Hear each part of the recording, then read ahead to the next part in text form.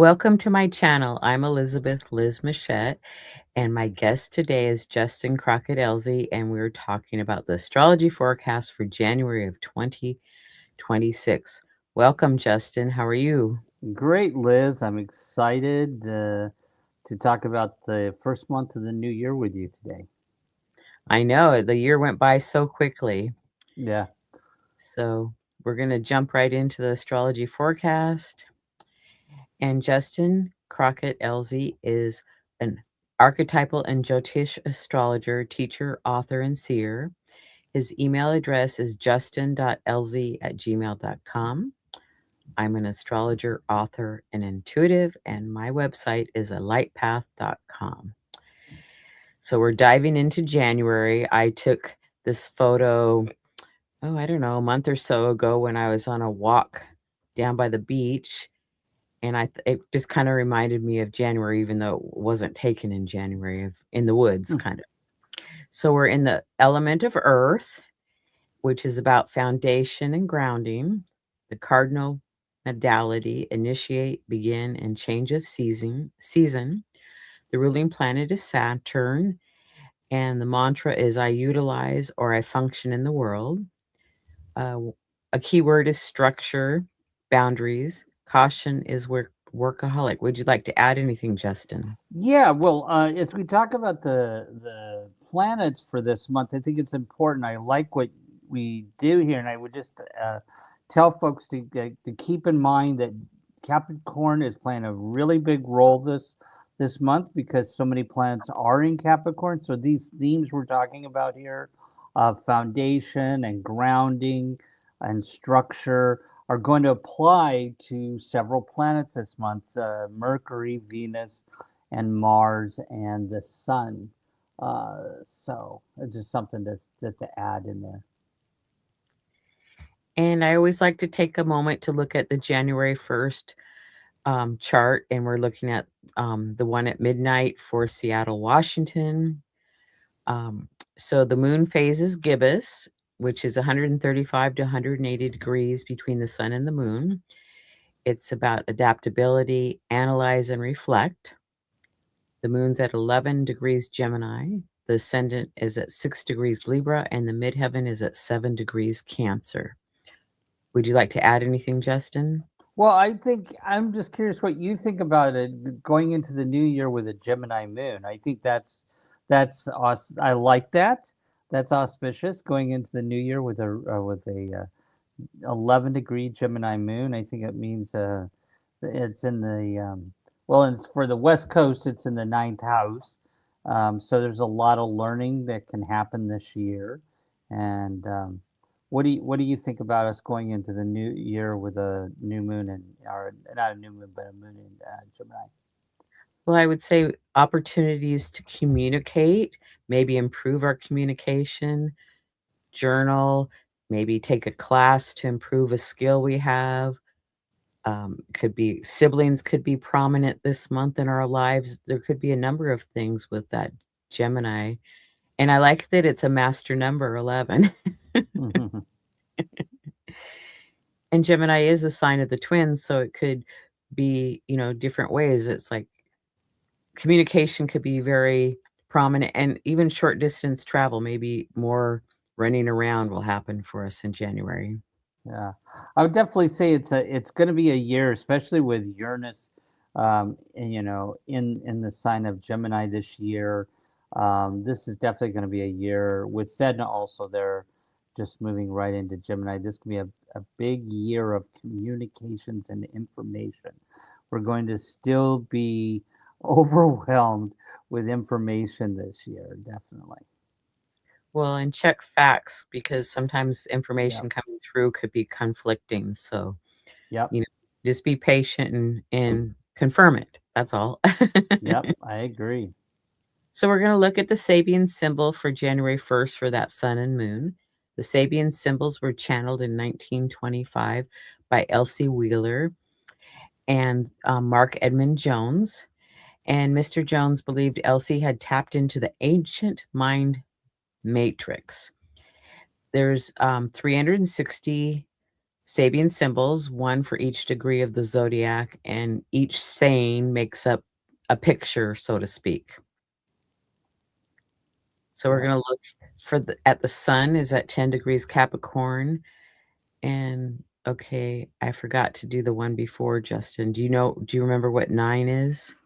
No. Well, I can look it up really quick because I have my book here. So handy dandy. Yeah, because usually we do we look at the one before the degree and the next one after the degree. So it tells a running story of the past, present, and future. So what's the 9 degree? An angel carrying a harp. The keynote is the revelation of the spiritual meaning and purpose at the core of any life situation. And the key word would be attunement.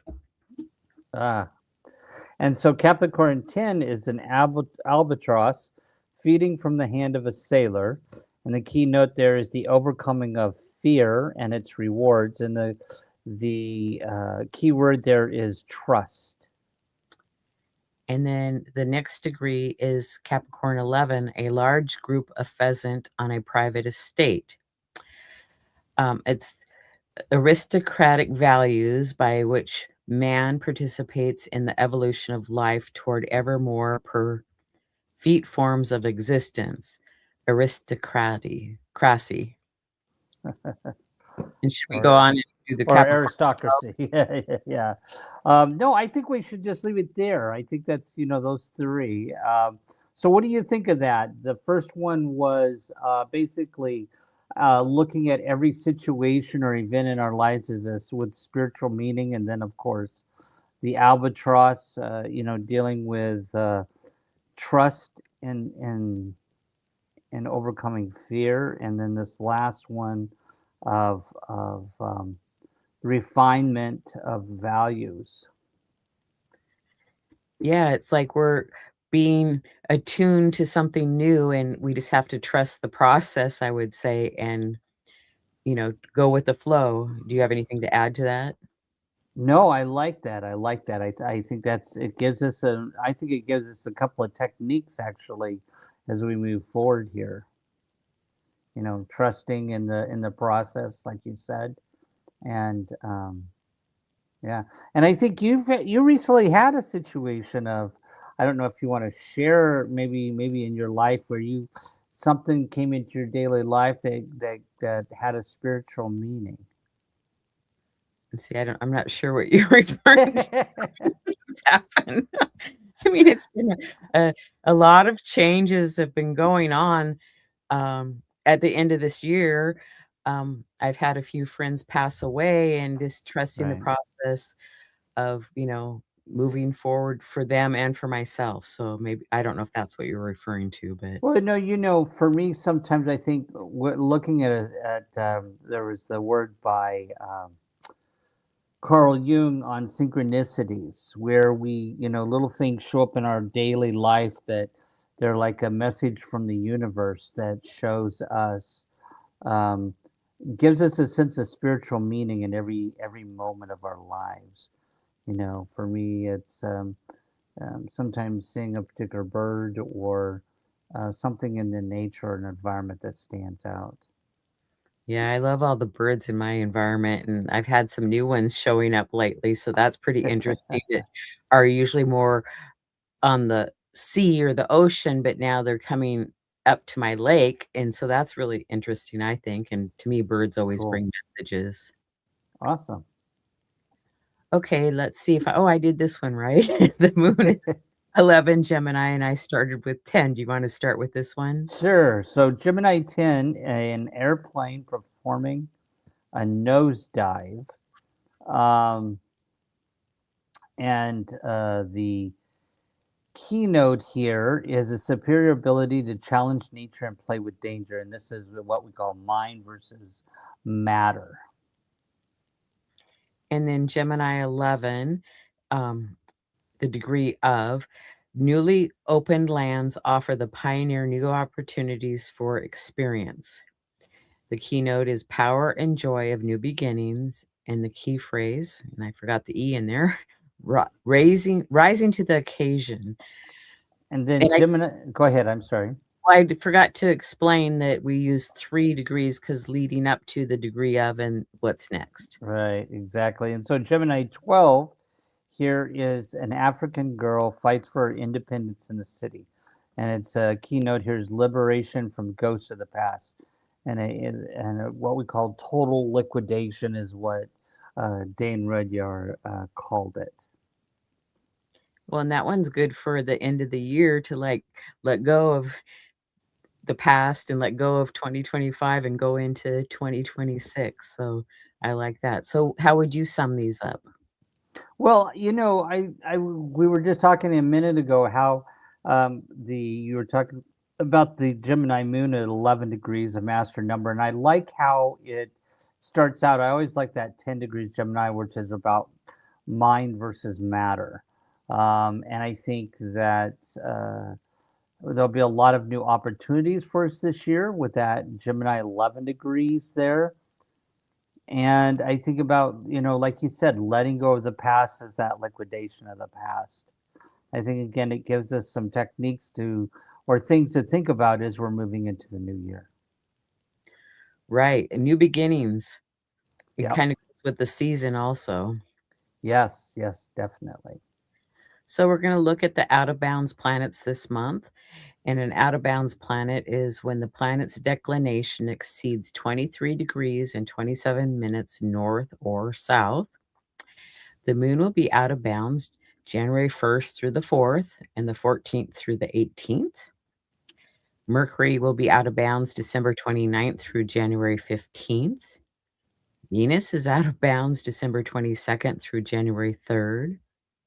Mars is out of bounds from November 28th to January 4th. And Hygeia has been out of bounds for quite some time, since June 12th until February 17th. So we're entering the new year where several planets out of bounds, and they're acting on their own out of the bounds of the sun. And that doesn't necessarily mean that they act crazy, because I don't believe that they do. But maybe if you don't normally stand up for something, you could stand up and say, no, I don't accept that, or I don't appreciate your behavior, or you set a better boundary perhaps. Hmm. What would you like to add? No, I think you explained that really well. Okay. So moving on to planets ingressing into new signs. Do you want to lead us through this one, Justin? Sure. So in January, Mercury on the first moves to Capricorn.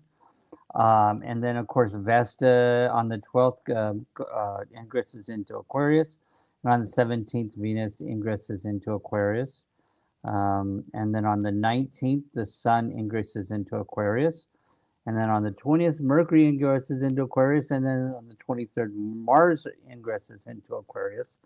And then on the 26th, Neptune ingresses to Aries and Pallas Athena to Pisces.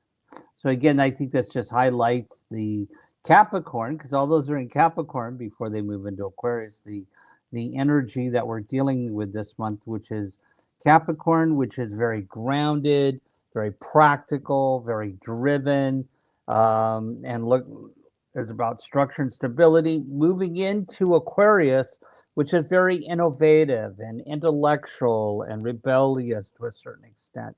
So it's going to definitely, I think we'll definitely feel a particular shift this month with all those planets making that shift from Capricorn to Aquarius. Yes, and we're going to talk more about that in a little while. So planet stationing this month, we only have one planet stationing. Chiron stations direct on January 2nd. So the last few months we've had quite a few going retrograde or direct, and this month we just have one. So that's kind of calming down a little bit. Would you like to add anything? No, I think you got that covered. So we're going to start with January 1st through the 4th. On the 1st, we have Mercury square Neptune and enters Capricorn. On the 2nd, Chiron stations direct. And on the 3rd, we have the full moon. So what do you think of those first few days of January there, Justin? Well, Mercury in Capricorn can be a little dominant with communications. That's one um, extreme end of Mercury in Capricorn. It doesn't represent everybody in Capricorn, but it can speak with authority. And so the fact that it's, and there is a sense of leadership or dominance that can be with Mercury and Capricorn, or fixed way of seeing something because it's our thinking and communication. I think the fact that it squares Neptune, which is the collective, it definitely shows that as we move into the new year, there will be this tension of communications and thinking in the collective, that not everybody's on the same sheet of music as we move into the new year here with our thinking and our communications. It's almost like well, it's definitely some difficulty in communication and thinking in the collective there. Right? Different people could have different ideas. And how do we work with that and still move forward? Yeah. Okay, then we have the Cancer full moon on January 3rd, and Justin and I will be back in a few days to talk about that more in depth, but we're going to look at the moon aspects. We have moon semi-square Uranus and Sedna, sextile the south node, square Ceres, trine the north node, and opposite Sun, Venus, and Mars. So anything in particular jump out at you? Yeah, well, to me, what jumps out is that Moon Jupiter conjunction. I think that the fact that the Cancer full moon, which Cancer rules the sign of children, families, tribalism, um, and I think the fact that Cancer full moon will be here will highlight that the concepts or themes in our society around family issues, and of course, it's conjunct Jupiter, which is retrograding in Cancer. So I think that'll be one of the bigger themes that we see with this Cancer full moon in the very beginning of the year. Well, and I'm going to talk about that Venus, Sun, Mars conjunction because they're getting closer and closer, and it'll be exact on the 6th. And the Venus star point will be on the 6th. And leading up to that conjunction, or cazimi, the Sun has been kind of at the midpoint between Mars and Venus. So I think that that's really interesting. It's like, even though it doesn't happen exact, it's like calling our attention to that. So Yeah. our values and how we move forward. And I heard the other day somebody talking about the Sun being like the king, and then Mars and Venus, the actors and the collective, because those are personal planets.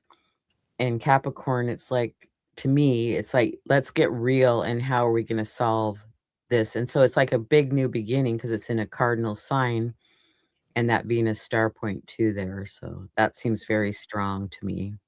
Hmm. Anything else jumping out at you? No, no, I would just let that go. So January 5th through the 13th, we have Sun conjunct Venus on the 6th. On the 7th, Venus conjunct Mars. On the 9th, we have Sun conjunct Mars and Venus opposite Jupiter. On the 10th, we have Sun and Mars opposite Jupiter. On the 11th, Venus square Chiron. On the 12th, Sun is square Chiron. And on the 13th, Mars is square Chiron. So what's anything jumping out at Well, I think it's important we point out when we say Sun conjunct Venus or Venus conjunct Mars, they're actually conjunct now. This is just when they exact conjunct, because the conjunction is, and some people use an orb of 5 to 10 degrees for a conjunction, and that they are actually conjunct before this second week. But this is just when they're exact the same degree conjunction. And what jumps out to me about this chart is the Mars squaring Chiron.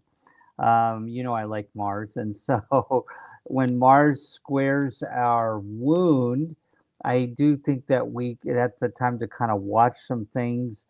Um, at the very beginning of this year, there's some things that show when there could be more disruption in the collective, and I think this is an example here when the planet of war and action and effort squares the wound. I think it's careful how we project our power at that time, that we don't injure others or create trauma in other people's lives.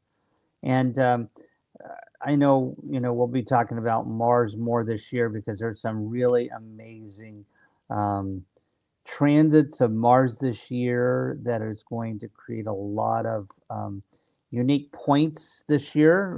For example, it hits Pluto, and then Mars will hit Saturn and Neptune as it goes through the collective, and then of course it will hit Jupiter and the one of the nodes later in the year.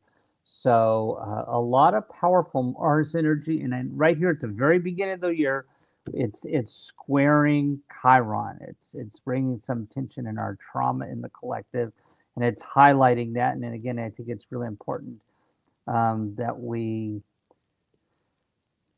our actions and our intentions are done in a way that doesn't create disruption or difficulty in other people's lives. Of course, not everybody in the collective is adhering to that, of course, especially if they're a nice agent. But I think it's really important our actions don't cause harm to other people. I would so agree with that. And then with that Mars opposite that Jupiter, I would say it could really give us some energy and go power to move forward on certain things. But the caution would be to not overreact or don't react too quickly to something either. It's like just take a breath and use that for in a positive direction.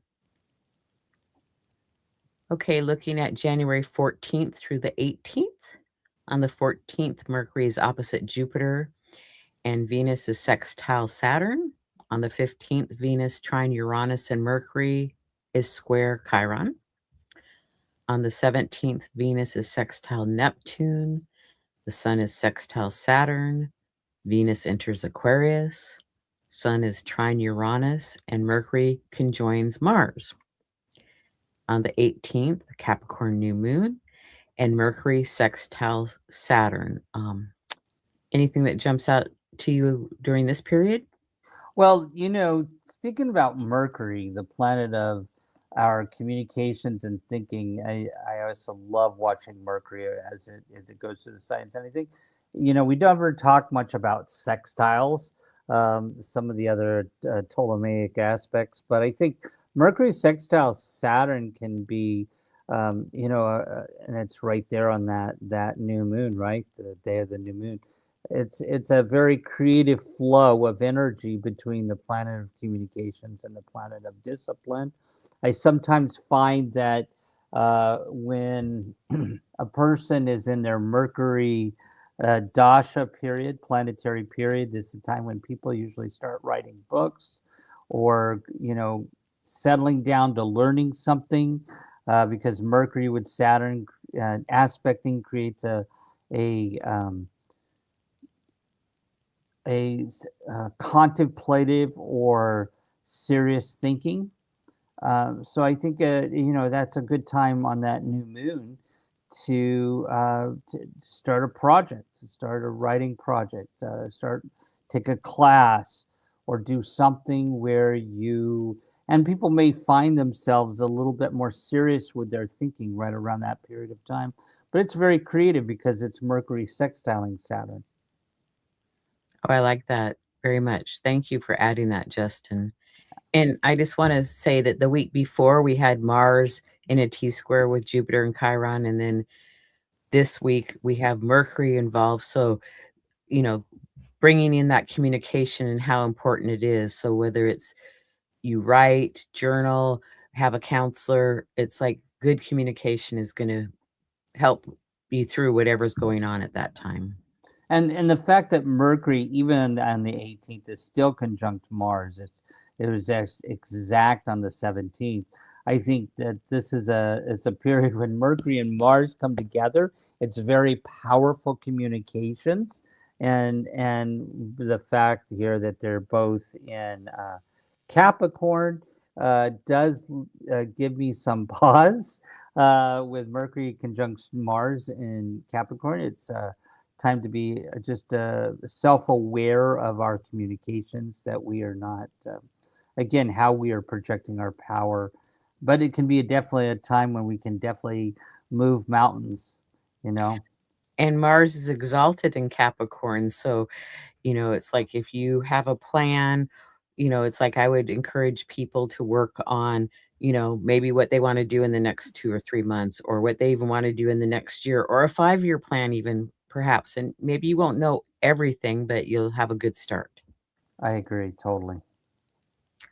So then the Capricorn new moon is on January 18th, and, I'll be back with a show on that with Simon, Madam Simon on my channel, and then can I say what else we're gonna do? Yes, absolutely. Justin is gonna start, some shows on his YouTube channel, so I'll be a guest on his YouTube channel for the new moon, and we have some exciting things we're gonna share with you. Yeah. So on this, new moon, we have the moon is conjoined Sun, Mercury, Venus, Mars, Pluto, and Vesta. Boy, that's a pile up. Then we have sextile Saturn and Neptune, trine Uranus and Sedna, and quincunx Hygeia. So anything kinda jump out at you or that Well, you I think the quincunx Hygeia, I'm going to just hit on that one just for a second, because that shows some imbalance. And again, because the moon is in Capricorn and Hygeia is in Gemini, again, I think again highlights the health of our communications at that time. We know right now Hygeia is in Cancer, but it will by this time be in Gemini. So I think it's uh, it's something just to pay attention to. well, thank you for that, and I like that I love conjunctions or conjoining with that Mars, Mercury, Sun, Moon, Venus, Pluto, and Vesta. We can throw Vesta in there too, and it is crossing over from Capricorn to Aquarius, but that's a big theme this month, Capricorn and Right. Aquarius, so looking at January 19th through the 23rd, on the 19th, the Sun is sextile Neptune, Sun enters Aquarius, Venus joins Pluto, Saturn is sextile Uranus, Mars is trine Uranus, Mars is sextile Saturn. A lot going on for one day. On the 20th, we have Mercury sextile Neptune, and Mercury enters Aquarius. The 21st, the Sun conjoins Mercury, so that'll be a cazimi. On the 22nd, we have Mercury conjoins Pluto, Mars sextile Neptune, and on the 23rd, we have Mars enters Aquarius and Sun conjoins Pluto. So anything jump out at you with this one? Well, yes. So, as we look at the sign of Aquarius, it can represent intellectual pursuits. It's an air sign, and it can also represent sort of this rebellious energy that also can relate to social media. And I think the fact that we have this is an important week, as you're pointing out here, because so much is moving, ingressing into Aquarius on that week. And so we see this shift the third week of the month, close to the third week of the month here for a good part of it, where now it's going to be feel so different than the first part of the month. We're going to feel a definite shift mid January here, to where the energy goes from Capricorn to Aquarius, and so I do think we could see some changes in social media, something to keep a watch on communications in the collective, as Mercury meets Pluto, and then the Sun meets Pluto. I think that's the two planets that really jump out to me this week, is watching what Mercury and the Sun are doing with Pluto, because Pluto, planet of Hades, the underworld, death and rebirth, and when Mercury hits it, it's like combustible, death of communications and our thinking, or it's something can really change in values. And then of course the Sun there, whenever we see the Sun hit Pluto, it's almost like a personality changes. We see this in the individual charts whenever once a year the sun does transit over a person's Pluto, and it's usually the time of year when more likely change happens, or they make changes in their life when the sun transits over a person's Pluto. So here we see for the collective, sun going over what the sign Pluto is currently in, and so I definitely think that we're going to feel a big shift in the collective this week, with possibly direction of where the collective is going for a little bit. I won't say it's a big shift, but we're going to definitely feel a shift that week. Well, and I would say with the sun and Mercury going to conjoin Pluto, it's something's communicated that's been maybe hidden under the surface or exposed. It's like it comes to the surface and is revealed. Yeah. Okay, so moving on to January 24th through the 31st. On the 26th, Neptune enters Aries. Yay! 27th, Mars conjoins Pluto. On the 29th, Mercury conjoins Venus. The 30th, Mercury is quincunx to Jupiter. On the 31st, Venus is quincunx to Jupiter. Anything that stands out to you on this week? Well, I think if let me just step back and say, if a person, and I know a lot of times we're talking about the collective here, but I also want to remind folks that you can look at this chart and see these degrees where these planets are, and think about your own chart where these planets are aspecting your own natal planets. So some of the things we're talking about definitely affecting people that could watch this show. For example, the thing that jumps out to me, a couple things. Here's the Mercury quincunx Jupiter, and a quincunx shows some imbalance in relationship here. So here we have Mercury imbalanced with Jupiter in Cancer, and that's of course retrograding at the time. And so there's some question about dealing with stuff in the humanities family at this point, especially around intellectual or thinking communications.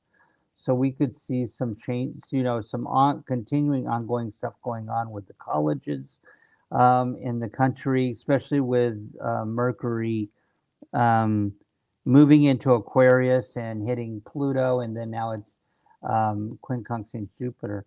The other thing that jumps out to me in here, and you got a big red circle around it, is Mars and Pluto conjunction. This is, I know a lot of times we see Mars and Saturn as malefics, but I also think of Pluto as a malefic.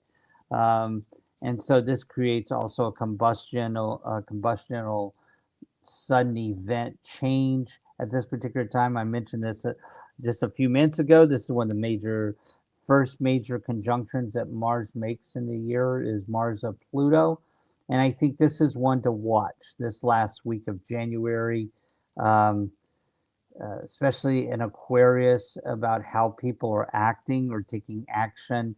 We could see some people just being a lot more reactive or taking risks. And so it's a time to act peacefully, and a good time for learning as well, new ideas. Well, thank you. That's great. I like that. Okay, Justin's going to share the planetary themes for the month.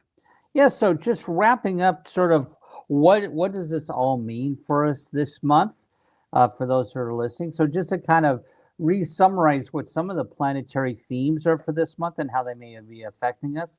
Mercury, the planet of our thinking and communications. In Capricorn, it's pragmatic. And in Aquarius, it's a little bit more intellectual and rebellious. So that's the way our thinking may play out this month, a little pragmatism, but also a little bit of, we need to change something here. Venus, which represents our desires and our affections, also in Capricorn and Aquarius this month. When it's in Capricorn, Venus likes committed relationships. It likes stable, structured relationships. And then, of course, as it moves into Aquarius, it strives for some change. It rebels a little bit and for unconventionality. So, for example, we could see some changes in people's relationships this month. With yeah, we're in this committed relationship, but we need to adjust our relationship a little bit. We need to make some changes into it. So, just something to be thinking about. Of course, I should mention Mercury going from pragmatic to a little rebellious also brings them some new ideas this month. Mars, which is a planet of action and effort, and starts out the month in Capricorn really strong. So we start out this year with a very strong, persistent effort. But then it's like, well, but I have to be a little innovative. I need to get out of my way here a little bit. So again, Aquarius is going to bring this innovative change energy, which will change the structure of Capricorn a little bit this month. Then, of course, the outer planets, Jupiter's in Cancer. It's retrograding in Cancer, and Cancer is related to children and families. We'll continue to see things and then the debate in our country around immigration and families will continue to be a focus there with that. Saturn moving from Pisces into Aries. Of course, when it's in Pisces, it's with discipline trying to manifest dreams. But as it moves into Aries, Saturn wants to assert its identity, itself, and it focuses a little bit more itself. So I think this is a time just to be aware that we don't get totally dragged into that, because that's a little narcissistic a little bit, that we continue to be concerned about others and that it's not always about us as Saturn moves into Aries. So that's just a few of the planetary themes for this month to summarize how they may act in our lives. What do you think, Liz? Anything to add? Well, I really like that you added this month, and I hope that you'll continue to add it each month because I find it very fascinating and it adds to our show. I really enjoy that, and I think you did a great job. So I don't think I need to add anything. So we're going to go on to the next one. So we have favorable activities this month that Justin's going to share with us. Yeah, so based on the lunar mansions that the sun goes through this month, and in the Jyotish or Vedic astrology, those lunar mansions are called nakshatras. And there are lunar mansions in the Western astrology, but we look at the ones in the Eastern astrology. And in this month, they're going through the nakshatras of Purvashada, Uttarashada, and Shravana. So some positive things to do this month. Obviously, we couldn't write them all down, but here was just a snapshot of sun. Signing contracts, any type of moving to a new home or doing construction on new homes this month. Reading, writing, and learning, of course, this month. Of course, because we're talking about Aquarius. It's a big air sign this month.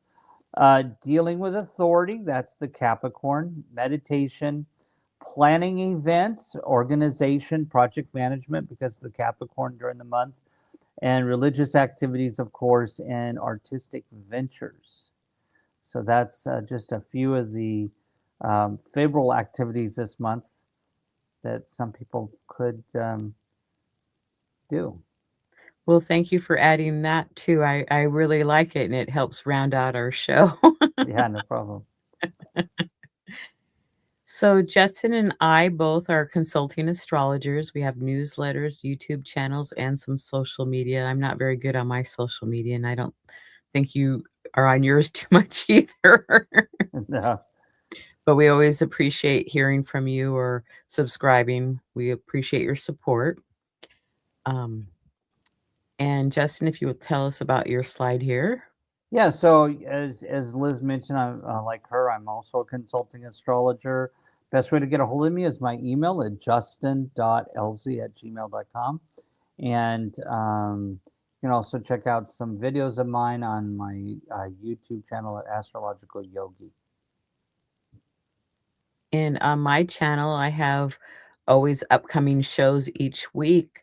I have a series called the Astrology Star Sisters that we speak on a number of topics. Justin joins me several times a month. Then we have Cosmic Connections. So there's lots to come back and watch, and looking forward to new shows every week. I want to thank our sponsor, Astro Peregrine. an astrology software for Mac and Windows, and you can find out more information on astroperegrine.com. Justin, thank you so much for joining me today. I so appreciate it, and I appreciate our audience for joining us live and those that come back and watch at a later time. Anything else you'd like to share? No, thanks for having me on, and let's have a great new year.